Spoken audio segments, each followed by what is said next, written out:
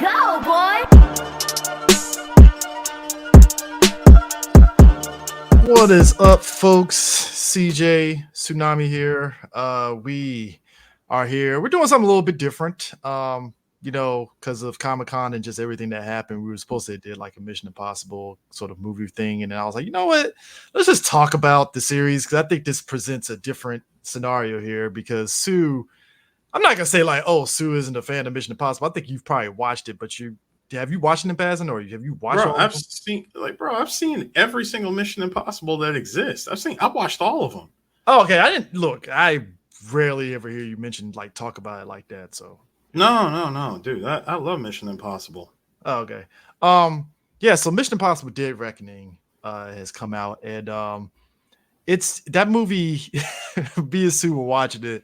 I was sitting back and I'm like, this movie is really pulling out callbacks from like the series up to this point. Like the last one, I think was it Fallout, has some callbacks to it. I'm about to say between Fallout and Ghost Protocol. Yeah. So it was like a lot of callbacks and stuff. Jeremy Renner isn't in Dead Reckoning, which I was like, oh. But like, I guess one of the interesting things is, like Sue, you remember like we were talking about Jurassic World, was it Dominion? Yeah, Yes. Dominion, and Dotson, being in there and stuff. He was like, oh shit, Dotson's. So for me in this one, seeing Kittredge, who we haven't seen since the first movie, I was like, oh shit, Kittredge is back, and he's still the sniveling asshole that he was in the first movie. I mean, when you like, let's be real, dude. When we first, like, the moment I saw him, I said, "Holy shit, that's the bad guy from the first movie." Now you trying to tell me at this point in the game, this is what the seventh movie in the franchise? He wasn't really a bad guy. He was part of the CIA and thought that Ethan had betrayed everybody and killed people, so Ethan had to clear his name up and shit. But he was still technically an antagonist a little bit. Look, Chris, listen. You can He's go. not a fan. He's not a fan of people like Ethan and IMF. Let's just put it to you that way. No. Chris, you can listen. You can describe him how like your way. I'm describing him as tell me you're a villain without telling me you're a villain. And seeing the actions that he did, he's an asshole. I can't even call him a villain. It's like he's a villain. Come on, seeing how he felt betrayed. You mean to tell me that's not a origin? That's not a villain origin story right there? Not really, because the first movie, the only reason why I call him an asshole is this, right? He didn't take Ethan's word for it. Because remember the first movie, he thought Ethan killed his team and shit, right? Yeah. So he was like, all right, I want to set his mom and his uncle up as part of this big terrorist organization. And Ethan was like, this motherfucker, really? That's a villain origin story. I'm sorry, that's villain shit. He's a CIA douchebag. I can't call him a villain. Like he's a douchebag. You're a villain. This is your origin story. This is how this is how villains get started. Okay. I mean, all right, you know what? We'll split the middle. He has villain tendencies. All right, I'll leave it at that. That's villain tendencies right there. But nah, if you would have told me that, where I was going with this is the seventh movie in the franchise, right? Yeah. So we finally reached that point of we're tying up loose ends. Yeah, I mean it's like the IMF up to this point has been because he's like you said 1, 2, 3, 4, 5. Yeah, seventh and the eighth is gonna be Dead Reckoning, which part two. Part two. Well, with the trajectory of the actors and writer strike, we'll see how 2024 pans out tentatively. Which means this movie is gonna get delayed until 25 or 26. Possibly, or if they already finished filmed it, I don't know. But nah, yeah, it's definitely tying up loose ends. And this whole thing with Kittredge and all that stuff. If you would have told me that the core of this movie was literally fucking Skynet, because that's basically what it is. Ethan has a man. One of it's two villains here. It's Skynet. I'm dubbing it Skynet, even though was the entity. That's the name of it. But then you have his other boy that he thought died during the mission, played by Esai Morales, pops up that's working for the entity, and he's the other villain. It's like, okay, this is a lot. Because how do you go up against AI? Yeah, matter of fact, it's actually, bro, this thing is called the Entity. Dude, especially AI, where his boy is like, hey man, you either with us or against us. This AI is fucking spitting right now, so take your pick on who you want to save right now. I'm like, I mean, first of all, the fact that it's a powerful AI, and let's be real, It's a learning AI. learning AI that we all know is going to become full sentient Yeah. because movie. That's why. Bro, that's some scary shit, man. It killed its own sub and ejected itself out of the sub. Yeah, Bro, destroy. Listen, destroy. Get out and destroy evidence. Bro, that's scary as shit. Like, we're already in the AI age right now where I'm like, guys, let's not go full tilt the AI. These movies are giving us the blueprint of cautionary tale here. What are we doing here? They're all given, like when, for anybody who's in the government, whenever you go to those seminars where they show you scenarios of what happens when somebody leaks some information willingly or unwillingly. Thank you. That's what these 2.5 to 3 hour long movies are. It's worst case scenarios when shit goes wrong. Bro, like literally like a fucking advanced AI that was there. And it's like, again, the AI was made under the guise of like, making a better world and stuff. And it's just like, the fuck? Like I feel that this was the logical conclusion that can happen because I feel Ethan has ran up against anybody you could think of. And they were like, all right, who's the villain this time? AI. I'm like, reach that point, huh? we really reached that point. This better be the final Mission Impossible. Like, bro, we ran out of ethnic bad guys to fight. Well, he gets one last ethnic bad guy in Esai Morales, who I gotta admit, man, for somebody that's literally like a lackey to an AI, he's actually pretty fucking good and thorough. To be fair, I like that. Oh no! See, that's the worst kind of bad guy you go up against. A bad guy that's thorough, like extra thorough, and has a computer helping him be more thorough. That's even more scary. I mean, this is a bad guy who invented the phrase. This is the dossier on all of our enemies. Like, dog, like for all of Ethan Hunt's, like just him being just Captain Amazing, white dude that's just kicking ass and taking names. It's like he is pushed to the breaking point. And look, I can't get enough of Impossible White Man Running from Mr. Ethan Hunt. Agreed. I mean, come on. Like, who doesn't want to see Tom Cruise run for his life in this movie? Look, when he started running on top of the airport, that's why I was like, wow, Tom Cruise, like, what's your cardio looking like when you train? I'm pretty sure Tom Cruise does that on a regular.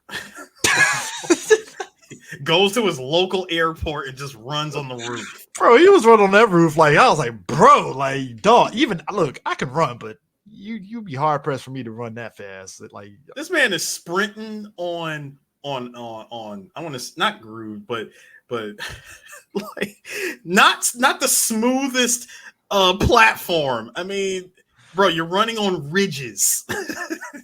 Yeah, so the crux of their reckoning is, as we said, a next generation AI that was on a next generation Russian ship. Basically ejects itself from the sub, and essentially in the process there were two keys, obviously, because when you have something like this powerful, you need two keys to get access to it. So these two keys basically get into where the AI is to shut it down. So the AI decides, well, I'll just blow up the ship and sink to the bottom, and I can keep doing my shenanigans, and ain't nothing that anybody can do about it. So it's what a soldier does in the military. If you got a truck or a Humvee filled with high grade weaponry, and you got to bug out, you're not going to leave it around for the enemy to come get it. You're going to destroy it. Yeah, it's an entity that basically, at one point we get Cary Ells. He's actually he's actually the director of national intelligence, and he's in the room with Kittredge and the rest of them, and Ethan is there, and he's basically breaking down how like their idea of this entity basically got out their control, and essentially this entity can it basically achieves sentience, which is the worst thing that can happen, and it can manipulate any major defense, intelligence, and financial networks. Which, what the fuck? Like, who made this shit? No, better yet, why? Why did you make this? What was the end goal? What were you trying to achieve?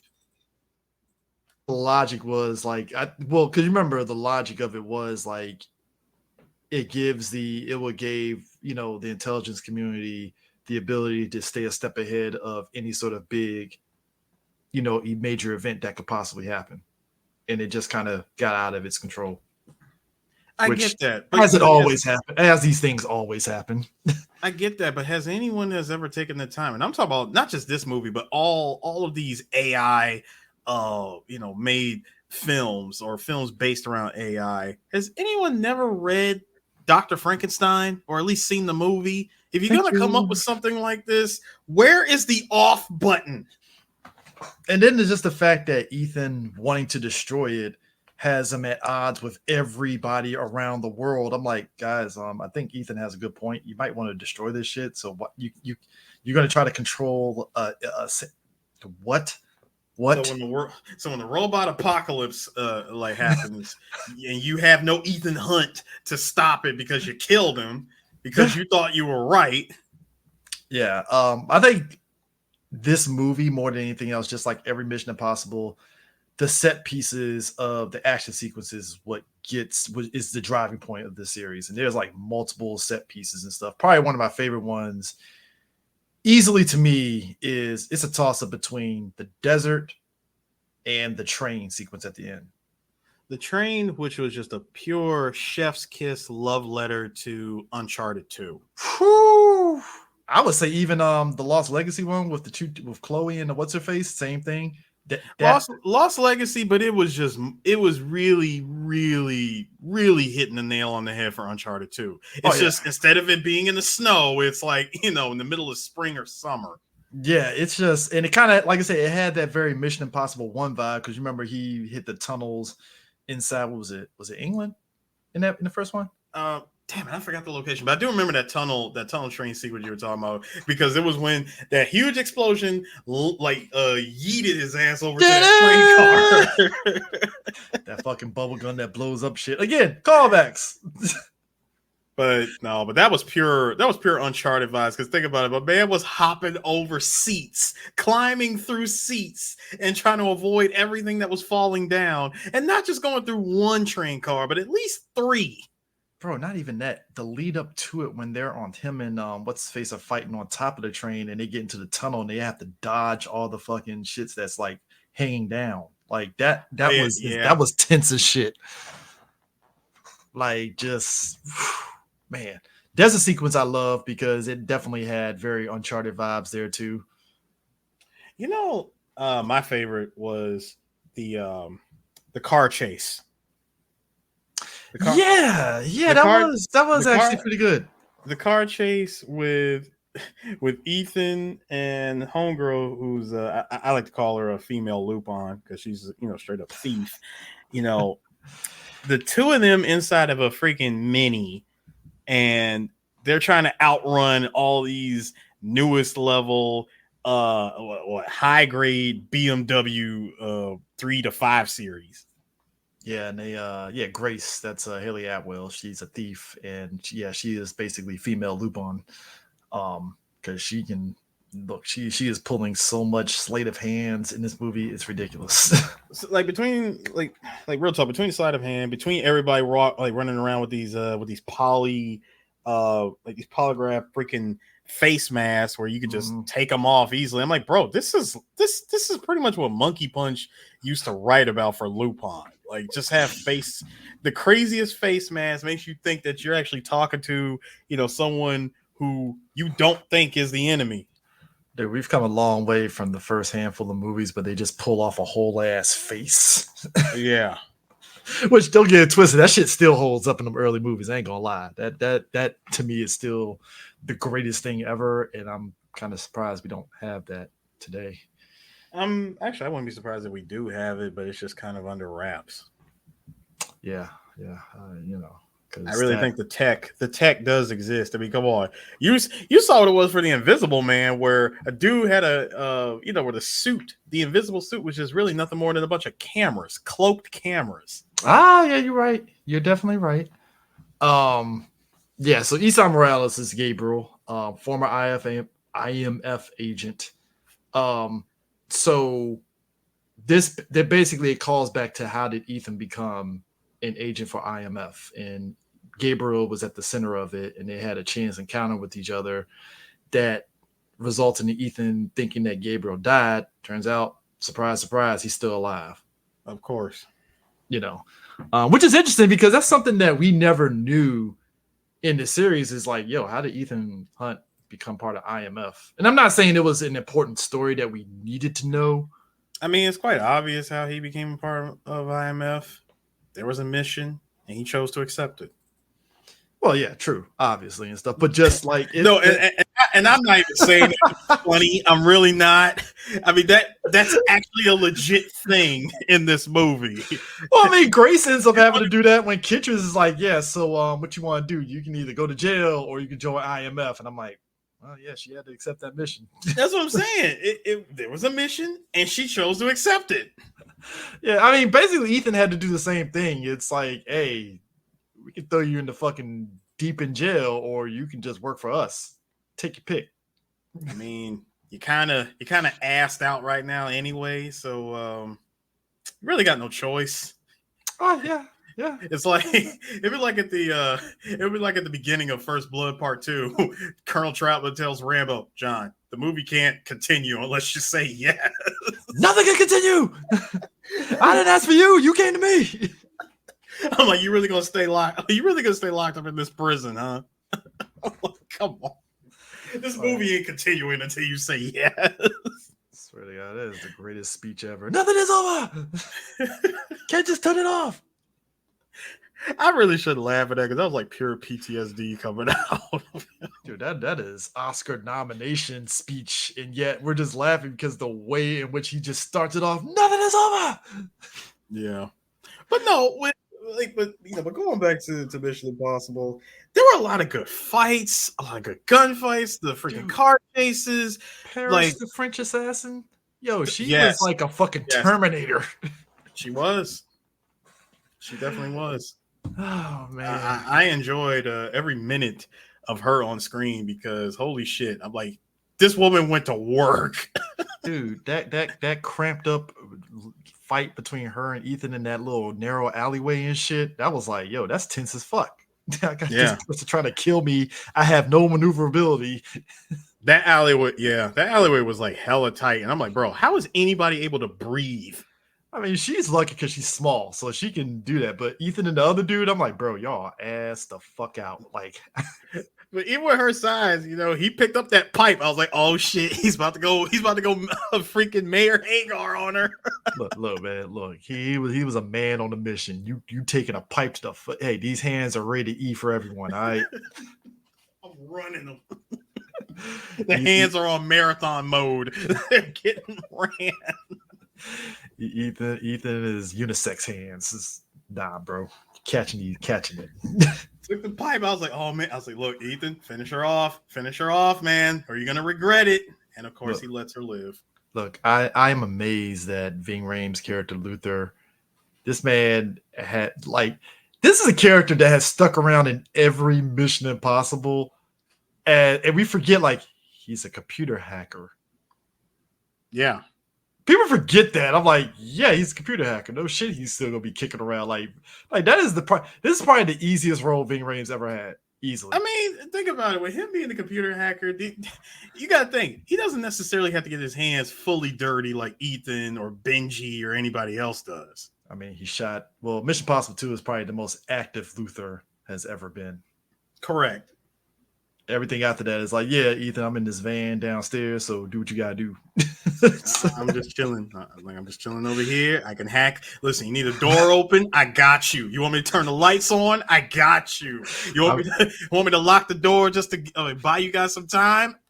Say it with me. I got you. Look. Personally, once you get a bullet in your Versace jacket, I think that will take you out of being active in the field. Like, fuck this shit. I want to be in this van down the street. Like one bullet later. You know what? Suddenly, desk job sounds real nice right now. Like, no, I caught a bullet in my Versace jacket. Like, you know how much this costs? I saved up 2 paychecks for this. I'm just laughing. I'm like, yo, like that man. Yeah, it's crazy, man. Because even though he was only briefly in Ghost Protocol and stuff near the end, like Rogue Nation and Fallout, like Luther was like, yeah, I'm gonna be in his van, like 5 blocks down the street from you guys. So y'all do what you do, and I help you. I'll help you open some doors, tell you where blah blah blah is. We're good. Again, I'll be your eyes. Oh man, hold on for 1 second. 1 second. Okay. Yeah, sorry about that phone call. But anyways, but yeah, that is like literally the easiest job ever. You're just sitting back. So like when you get the Dead Reckoning, it's like Ethan, and I think that's probably the interesting fact. When you have the whole world coming after your ass, you really don't have much leeway in terms of allies that are going to put their neck out there to help you out. So you're pretty much, I think Ethan even says at one point, yeah, we're on our own on this. Yep. By the way, that French assassin is named Paris. And she is Leonard Nimoy's she shares the same name as Leonard Nimoy's character from the original Mission Impossible TV series. That is interesting. You know what's funny? I've never seen the original Mission Impossible TV series. I heard of it, but I just never watched it. Yeah, I figured with them doing throwbacks and nods to the previous movies, why not throw some stuff from the TV show? Yeah. I mean, even to the point to where it's like so Vanessa Kirby's character is Alana. She's the one that is the daughter of Max from the first movie. Mm-hmm. Which I was like, oh shit, that's right. I forgot about that. Again, all these fucking callbacks, and it's like, again, I feel this is like a staple of any movies and stuff where they call back to the very first film and stuff. So it's just, and I mean that's not a bad thing. I mean, like I said, we said Jurassic World Dominion did that with fucking Dotson, which I'm like, oh, you actually have a face of the guy that took over everything. Cool, this is what it is and stuff. But well, more like we saw him in the first movie. Didn't think we'd ever see him come back as anything more than what he was. He was just a guy who worked for a government agency that wanted access to the freaking DNA, was willing to pay a guy to go on some freaking espionage, like literally commit espionage. I mean, I really had to think about that one. It's like, shit, that did happen. Like when you really think about it, like, dude, freaking Dennis Nedry went through all that crap because, again, dude, like when you argue about money enough to your boss, that's enough to put a smart boss on suspicion. Like, I feel this guy's gonna do something to betray like the integrity of the company. He's willing to sell us out for some money. I should fire him, but for some reason I can't. I can't pin. I need the evidence. I have no evidence right now. This man went and committed legit espionage for some money. Yeah, I mean, it is what it is and stuff. How bad was it being a programmer in 1993? It was the pay not good enough? Was the millions upon millions of dollars, Hammond was giving you not enough? You were on a whole island with dinosaurs. Hey, look, hey. You were responsible with making sure that the computer system, the Unix system, if you will, is up to par. Just make sure everything is up and running correctly. And because you got slighted 2 G's, you feel some way. Yeah. So you turned off the locks to everything. I'm sorry. I just really thought about that. That just really hit me. Dude really committed espionage. Oh, speaking of which, so I didn't expect Paris to go out like that. But again, it's the AI being so all-knowing and stuff. It put Gabriel in a position where it's like, hold on, you might betray us. Can't allow that to happen. Yeah, definitely give him that idea. Like, hey, yo, Gabe, just letting you know, you ain't heard it from me, even though I am the all-knowing one. But you ain't heard it from me. But excuse me, I don't mean to interfere. let's just say that Judas happens to speak French. Yeah. Which, okay, we'll tell you this right now. The way I cackled that Ethan slayed of hand fucking Gabriel at the end, he thought he had the key, and he was like, nah. Because bear in mind, folks, throughout this whole movie, Gabriel was just 10 steps ahead of Ethan. Every which way, like Ethan think that he got Gabriel. Nah, bro, he's like way ahead of you. So the one time Gabriel was patting himself down, like the key, son of a bitch.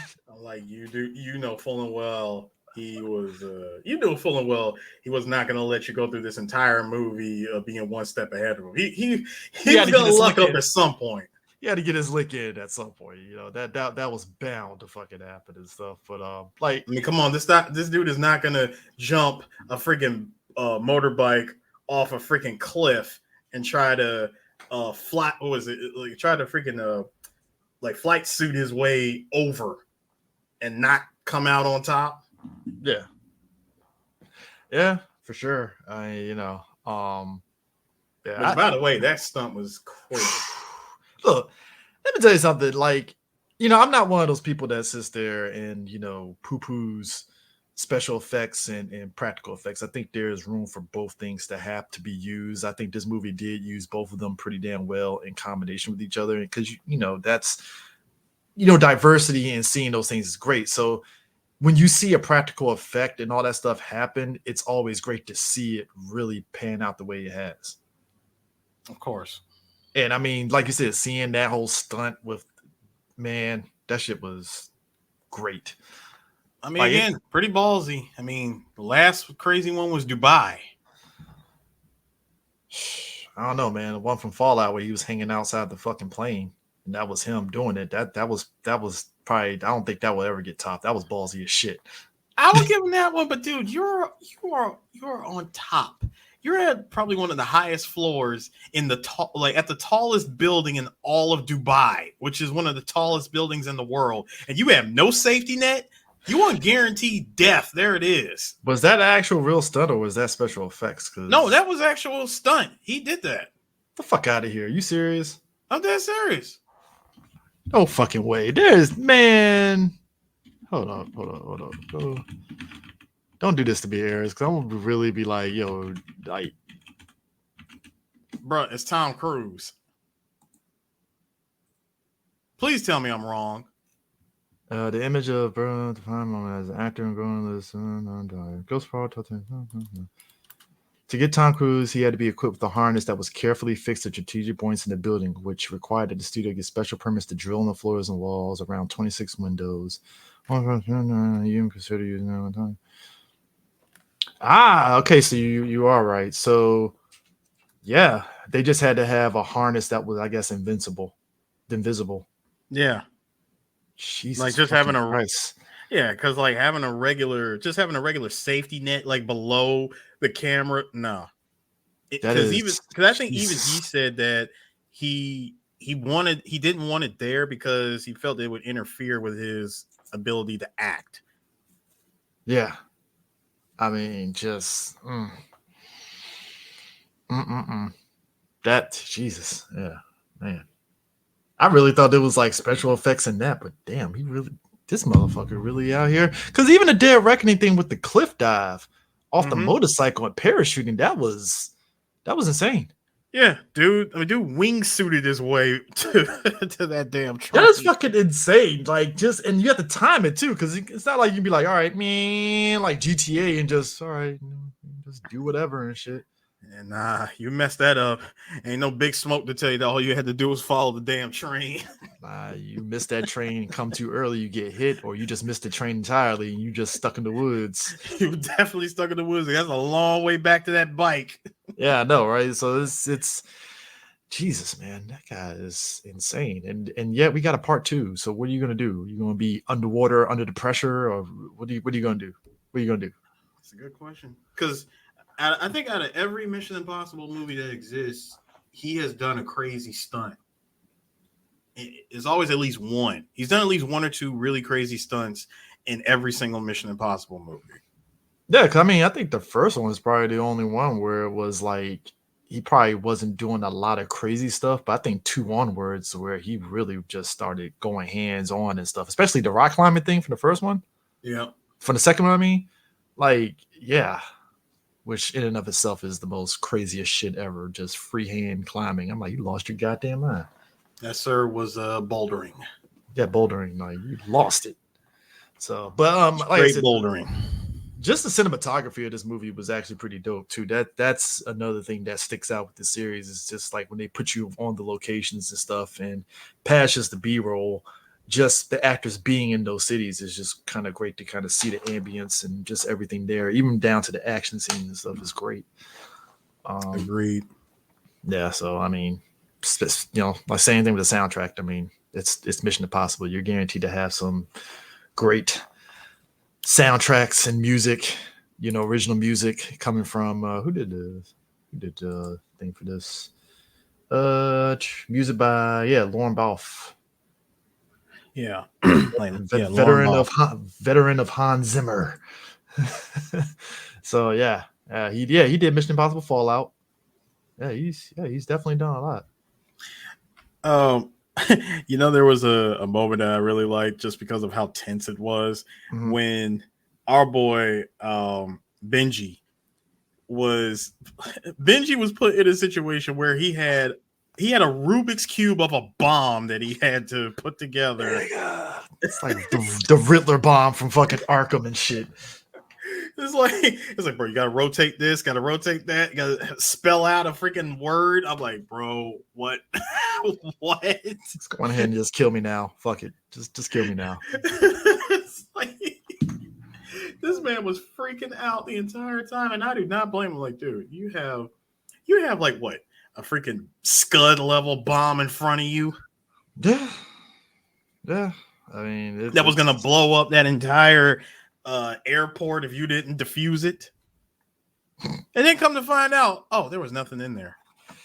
Oh my god, man, oh man. I'm like, so there's nothing worse than having an AI system that can do the shit that it does, but it's even worse to have an AI system that control you. Yeah, that, man, look, at this point, the only way the Mission Impossible can necessarily jump the shark is if Ethan is fighting a fucking robot. That's the only way. It's like, all right, sure, all right, for him to fight an actual robot.